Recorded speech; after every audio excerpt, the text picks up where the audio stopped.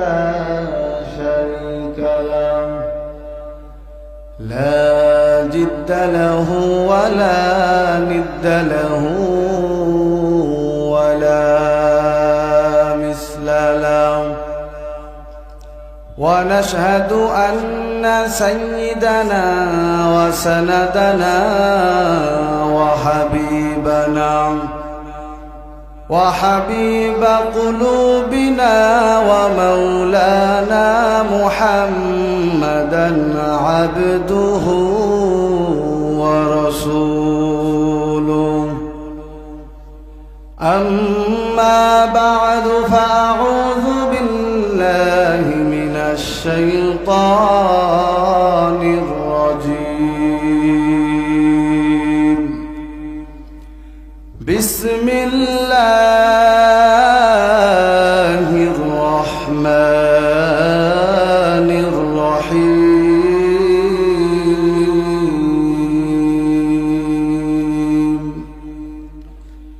يا أيها الذين آمنوا اتقوا الله حق تقاته ولا تموتن إلا وأنتم مسلمون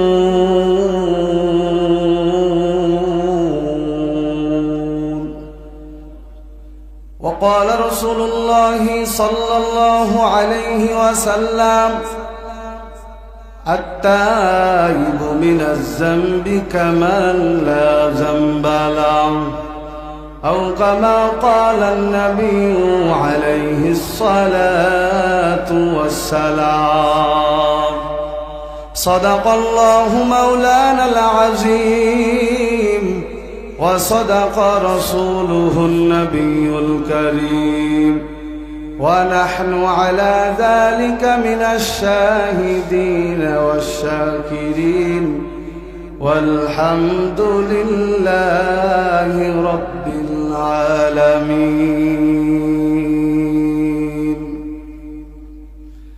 الحمد لله সর্বপ্রথম শুকরিয়া আদায় করছি সে আল্লাহ সুবহানাহু ওয়া তাআলার দরবারে যে আল্লাহ রাব্বুল ইজ্জাত দয়া করে মায়া করে মোহাব্বত করে ভালোবেসে 10 মায়ের 10 সন্তানকে আল্লাহ রাব্বুল আলামিনের মহান হুকুম আদায় করার পর এক জান্নাতি পরিবেশে আসার মতো বসার মতো সুবর্ণ সুযোগ দান করলেন। এই জন্য রব্বে কারিমের দরবারে কালিমাতুশ শুকর আদায় করি। সকলে পড়ি আলহামদুলিল্লাহ। দরুদ ও সালাম সাইয়্যিদুল মুরসালিন রাহমাতুল লিল আলামিন আহমদ মুস্তাফা মুহাম্মদ মুস্তাফা সাল্লাল্লাহু আলাইহি ওয়াসাল্লাম।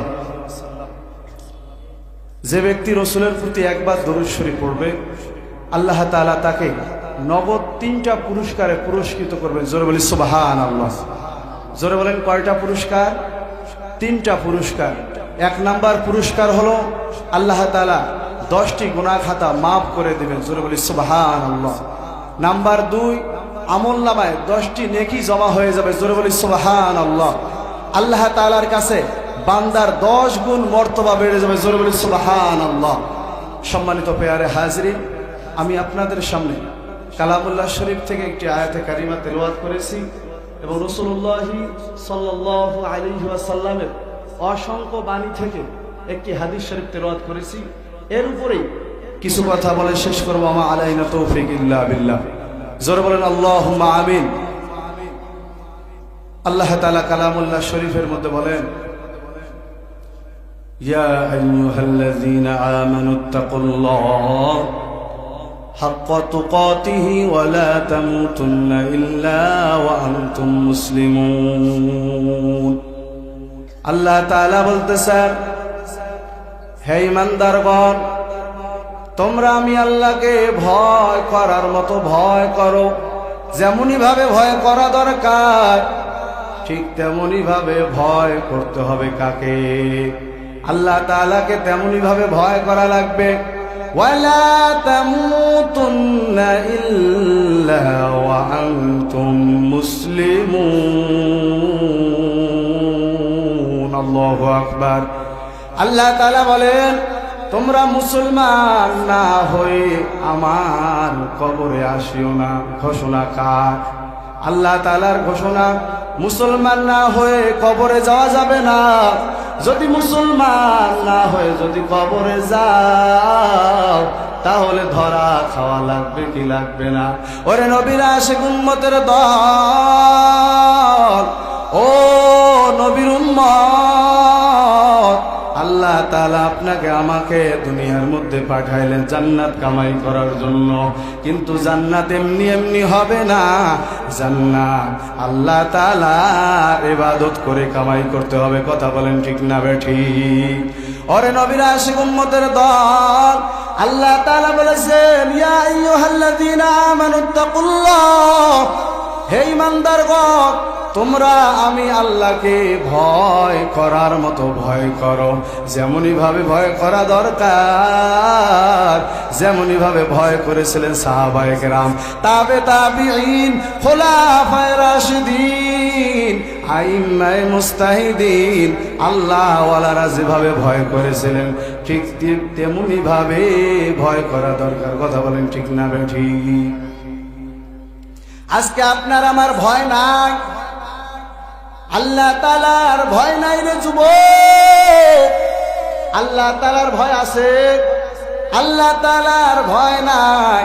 এখানে যদি বলা হয় যে কারা কারা আল্লাহ তাআলাকে ভয় করেন, সবাই আমরা হাত উঠাবো। কথা বলেন ঠিক না বেঠিক? কিন্তু যারা বড় বাটপার তারা পাশ উঠাইয়া দেখাবে যে আমি আল্লাহ তাআলাকে ভয় করি। কথা বলেন ঠিক না বেঠিক? কিন্তু নামাজ এক ওয়াক্ত নাই, মুখের মধ্যে দাড়ি নাই, আল্লাহ তাআলার গোলামি নাই, আল্লাহ তাআলার জিকির নাই, কিন্তু সবাই বলবে যে আমি আল্লাহ তাআলাকে ভয় করি। কথা বলেন ঠিক না বেঠিক?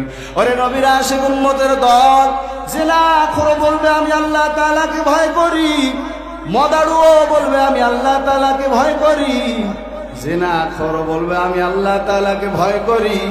কিন্তু শুধু জবান দিয়ে ভয় করার কথা বললে কি হবে? না রে বাবা না, সেটা কাজে বাস্তবায়ন করাতে হবে। কথা বলেন ঠিক না বেঠিক? যেভাবে সাহাবায়ে কেরাম আল্লাহ তাআলাকে ভয় করেছিলেন, আল্লাহ রাসূল আম্মা জান আয়েশা সিদ্দিকা রাদিয়াল্লাহু তাআলা আনহার ঘরের মধ্যে ঘুমায়, গভীর রাত্রে কান্নার আওয়াজ। ঘুম থেকে উঠে দেখে মসজিদে নববীর মধ্যে কান্না করতেছে। কে কান্না করতেছে? কে কান্না করে? গিয়া দেখে অন্য কেউ নয়।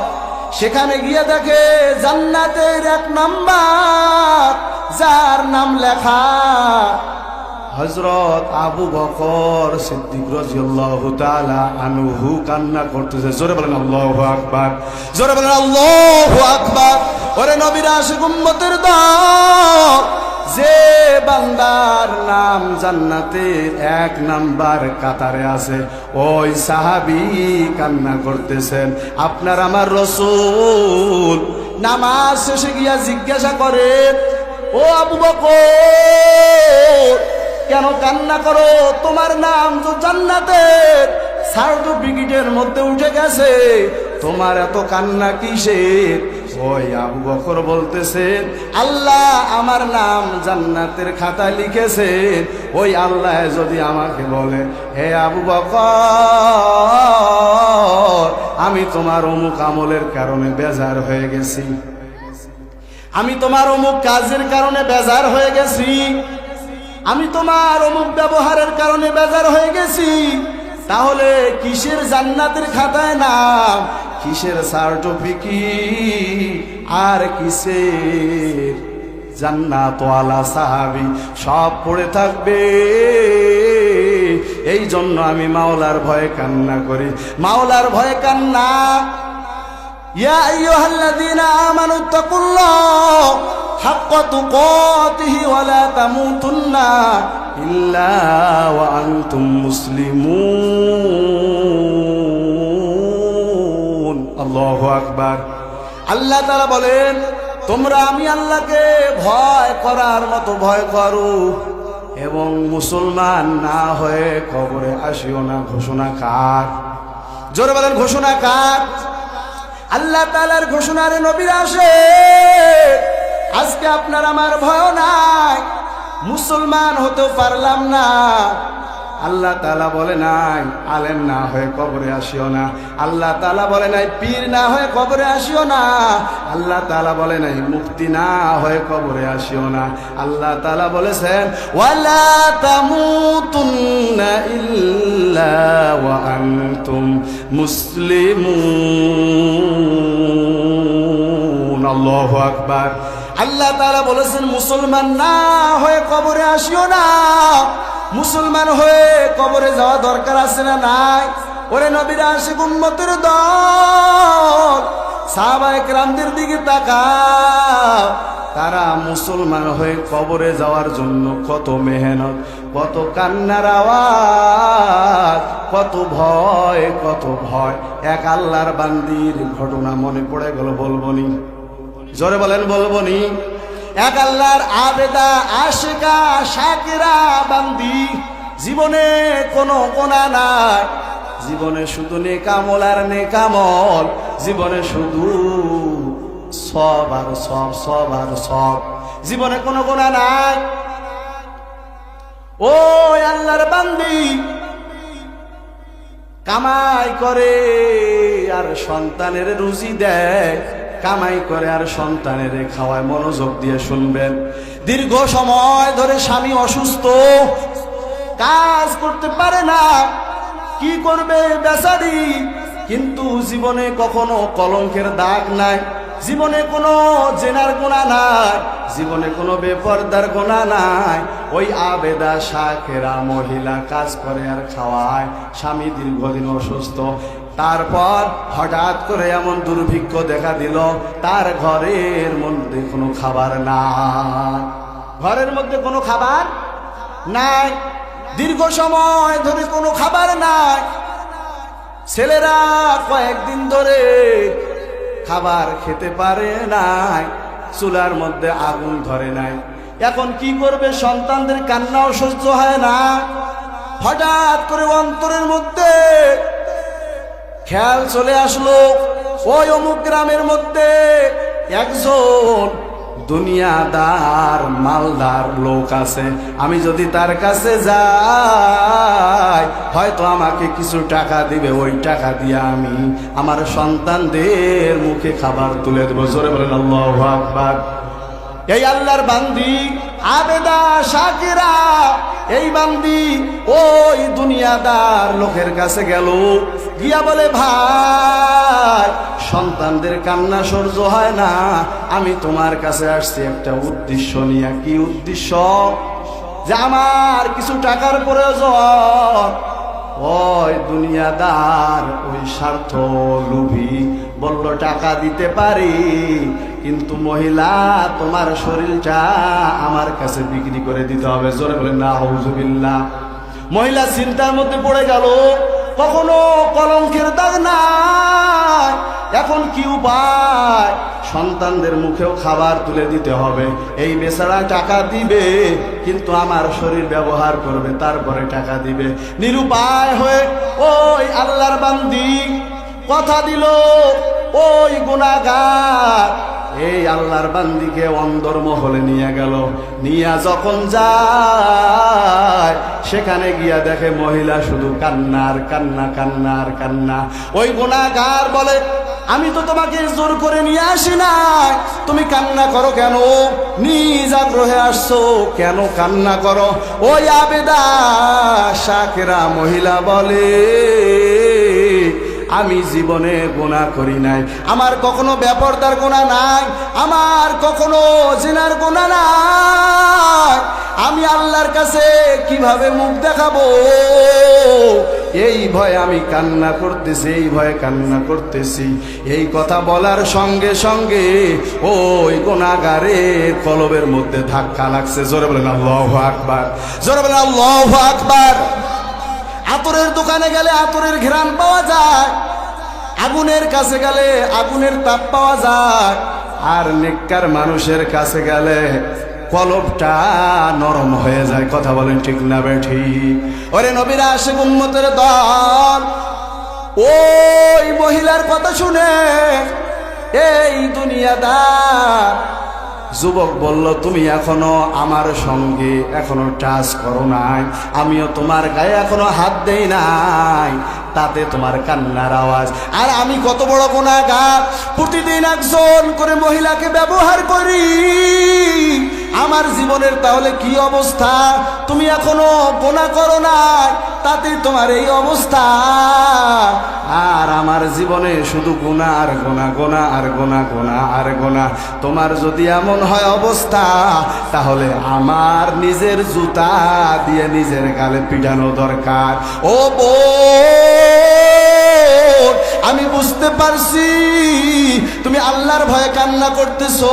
যাও যাও যাও, আমি তোমাকে টাকা দিয়ে দিলাম, আর তোমার সঙ্গে গুনার কাজে লিপ্ত হব না।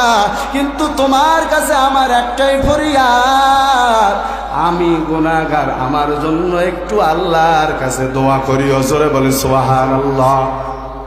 নেককার মানুষের দোয়া কাজে লাগে কিনা? জোরে বলেন লাগে কিনা? যখন দোয়া চাইলো, দোয়া চাওয়ার পর আল্লাহ তাআলা হেদায়েতের রশি গলার মধ্যে পরিয়ে দিয়েছেন। জোরে বলেন সুবহানাল্লাহ। ওরে নবীর আশিক উম্মতের দল, ঘটনাক্রমে কিতাবের মধ্যে ইতিহাস চলে আসছে, আল্লাহ তাআলা ওই বান্দাকে হেদায়েত দান করেছেন। কিছুদিন পর ওই আল্লাহর বান্দা আর দুনিয়ায় থাকতে পারে নাই, দুনিয়া থেকে বিদায় নিয়ে চলে গেছে। ওই জমানার কাহিনী ছিল, যে ব্যক্তি গুনাহগার হয়ে মারা যাইতো, দরজার মধ্যে লেখা উঠতো এই ব্যক্তি গুনাহগার ছিল। আর যে ব্যক্তি নেককার হয়ে মারা যাইতো, দরজার মধ্যে লেখা উঠতো এই ব্যক্তি ভালো ছিল। কিন্তু গ্রামের মানুষ সবাই জানতো এই ব্যক্তি গুনাহগার, কিন্তু দরজার মধ্যে লেখা ছিল ভিন্ন। কত গফারাল্লাহু বিল কিফর, ওই বান্দার নাম ছিল কিফির। মানুষ জানতো গুনাহগার, কিন্তু দরজার মধ্যে লেখা উঠতো আল্লাহ তাআলা ওই বান্দাকে মাফ করে দিয়েছেন। জোরে বলেন সুবহানাল্লাহ। সবাই কাহিনী জানতে পারলো, কি ঘটনা? লোক ছিল গুনাহগার, কিন্তু আল্লাহ তাআলা কেমনে মাফ করে দিল? কেনই বা মাফ করলো? ওই মহিলা এসে ইতিহাস সব খুলে বলল যে আমার সঙ্গে গুনার কাজে লিপ্ত হতে চেয়েছিল, কিন্তু আল্লাহ হেদায়েত দান করেছে, গুনার কাজ করে নাই। আমার কাছে দোয়া চেয়েছে, আমি আল্লাহ তাআলার কাছে দোয়া করেছি, হয়তো বা আল্লাহ তাআলা তাকে মাফ করে দিয়েছে। জোরে বলেন সুবহানাল্লাহ। আল্লাহ আল্লাহ क्या मुबारक नाम है, अल्लाह अल्लाह आशिकू का काम है, अल्लाह अल्लाह तू मेरा माबूद है, अल्लाह अल्लाह तू मेरा माशूक है। और नबीर आशिक उम्मतेर दल, আল্লাহ তাআলা আপনাকে আমাকে জান্নাত কামাই করার জন্য পাঠিয়েছে, কিন্তু আজকে জান্নাত তো কামাই করতে পারলাম না, জাহান্নাম কিনে কবরের দিকে রওনা করলাম। কথা বলেন ঠিক না ভাই? ঠিক। ওরে নবীর আশিক উম্মতের দল, ওরে যুবক ভাই, আজকে তোমার জীবনের দিকে তাকাইলে শুধু গুনাহ আর গুনাহ, যেদিকে তাকাও সেদিকে গুনাহ। আজ হাতের দিকে তাকাইলে হাত গুনাহে ভরপুর, আজকে পায়ের দিকে তাকাইলে পা গুনাহে নাপাক। ওরে বাবার আমার, আমি আপনাদের সামনে হাদিস শরীফ থেকে একটি হাদিস শরীফ তেলাওয়াত করেছি। ক্বালা রাসূলুল্লাহ সাল্লাল্লাহু আলাইহি ওয়াসাল্লাম, আত-তাইবু মিনাজ যামবি কামান লা যামবা লা। যে ব্যক্তি গুনাহ করার পর তওবা করে, আমার আল্লাহ বলেন ওই ব্যক্তি মনে হয় জীবনে গুনাহ করে নাই, এমন ভাবে মাফ করে দেয়। জোরে বলেন আল্লাহু আকবার। ও যুবক ভাই, ও নবীর আশিক উম্মতের দল, এখনো সময় আছে, এখনো টাইম আছে।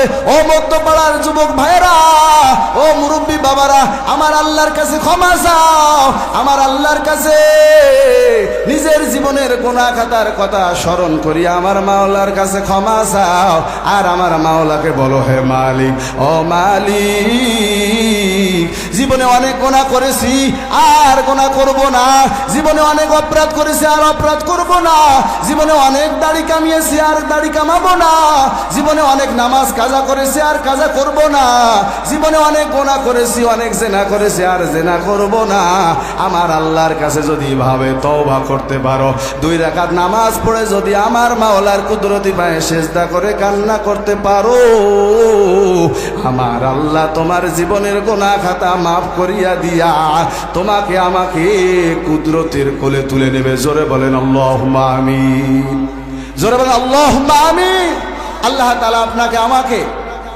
আশিকিন জাকিরিন মুহিব্বিন তথা আল্লাহ ওয়ালা হিসাবে কবুল করুক সকলে পড়ুক আল্লাহুম্মা আমিন।